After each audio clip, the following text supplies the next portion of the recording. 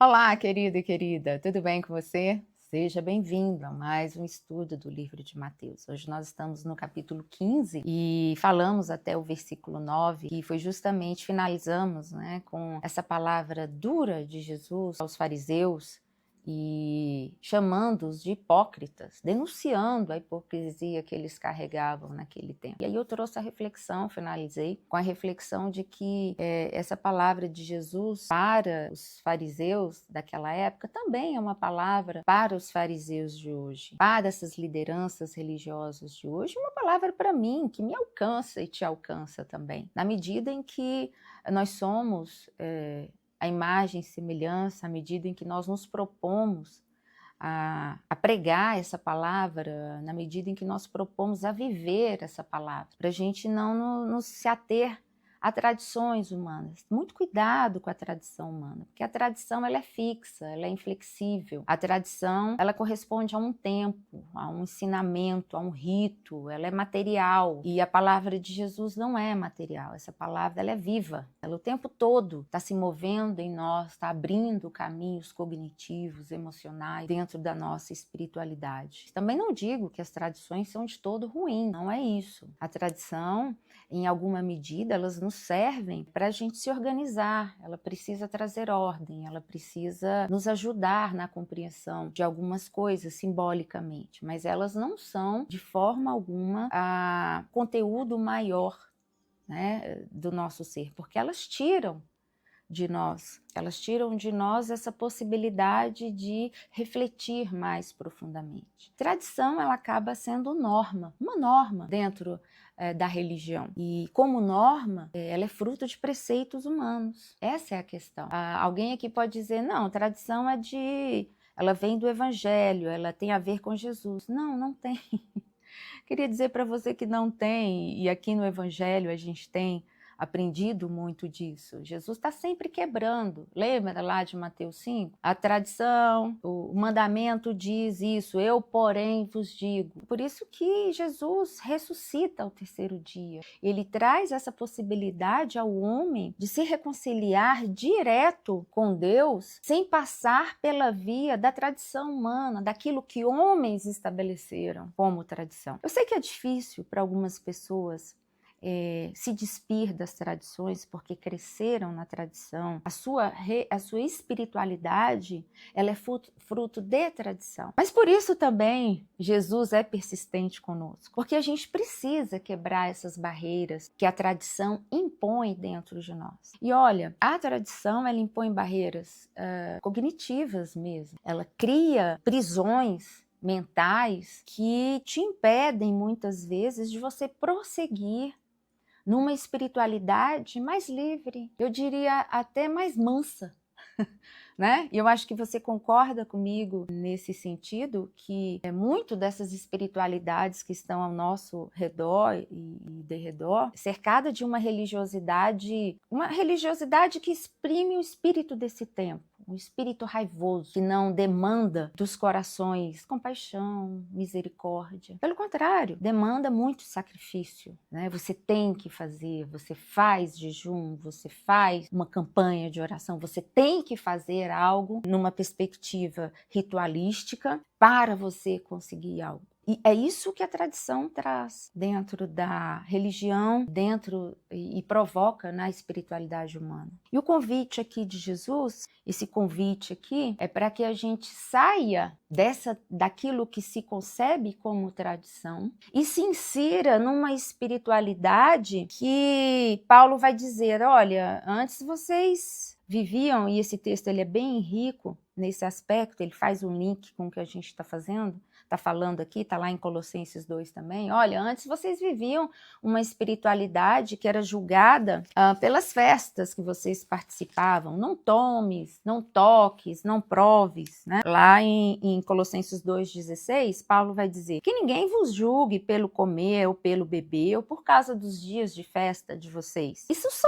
são sombras das coisas futuras. Isso é sombra de algo que vocês estão projetando, mas a realidade, porém, encontra-se em Cristo, é o que Paulo está dizendo. Ninguém vos prive do prêmio alegando humildade, ou culto aos anjos, baseando-se em visões e não se mantendo unida à cabeça, que ele vai dizer aqui, que é Cristo. Então, eu enfatizo aqui que eu acho que essa passagem, ela traz essa contundência de Jesus contra aquilo que os líderes religiosos da época falaram, né, que era essa tradição oral. Então, nessa tradição oral, porque poucas pessoas sabiam, de fato, ler o que era a Torá, eles não sabiam, eram pessoas simples. A gente está falando de uma sociedade que carregava um certo primitivismo. Então, o judaísmo, ele é formatado a partir de uma tradição oral que foi se passando. E nessa tradição oral, os líderes religiosos foram colocando dentro dela os seus próprios interesses, foram colocando os seus próprios adoecimentos psíquicos que eles traziam em si.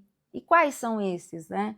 Se não, muitos sem autoestima, sem relevância social, e ali por meio da religião e do discurso religioso, essas pessoas acabavam colocando nas tradições aquilo que outrora nunca foi falado, mas aquilo que o interesse político, o interesse pessoal se exacerbava para além daquilo que o próprio Deus havia estabelecido. Porque lembrem-se que a lei, ela é boa, ela não é ruim, Paulo vai dizer. Contudo, aquilo que a gente pode trazer para o nosso conhecimento e a compreensão humana acaba nos amputando. A gente não consegue cumprir a lei senão através de uma compreensão que o Espírito de Cristo nos traz. E aí os religiosos da época vão acabar e não podendo cumprir por meio do Espírito que lhes habitava, acabam fazendo dela uma lei morta. E o que me faz fazer um link também muito atual com os dias de hoje.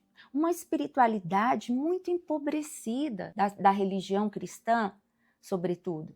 Aqui eu estou falando especificamente das religiões cristãs, seja o protestantismo, seja o catolicismo, que ainda, em grande medida, se baseiam nas tradições, numa leitura equivocada, numa interpretação fixa, quando eu falo fixa, eu falo numa interpretação presa ao que a letra unicamente ali fala. E é o que Paulo vai dizer, ó, a letra mata, mas o Espírito de Cristo que habita nos nossos corações vai nos ajudar a discernir, para além do não faça, não coma, não vista, não saia, não se junte com o mundo, porque você pode se contaminar. No entanto, o coração humano sempre prefere isso, a lei. O coração humano gosta disso, infelizmente. Eu convivi dentro de igreja, fui líder de jovens, enfim, tive alguns cargos dentro da igreja, eu sei como é. Infelizmente, nós temos essa tendência de querer algo já formatado, algo pronto, uma tradição a seguir, uma lei a cumprir. As pessoas, elas preferem que você passe para elas um manual já pronto. Fala, tá, resume isso aí em 10 pontos para mim, que é mais fácil eu cumprir do que eu ficar te ouvindo aí 10, 15 minutos. Isso vai me tomar tempo, reflexão, eu tenho muita coisa para fazer, não estou afim disso. Como é que eu faço para ser uma boa esposa? Como é que eu faço para ser isso, para ser aquilo? Facilidade. Cumpra e não cumpra e está tudo certo.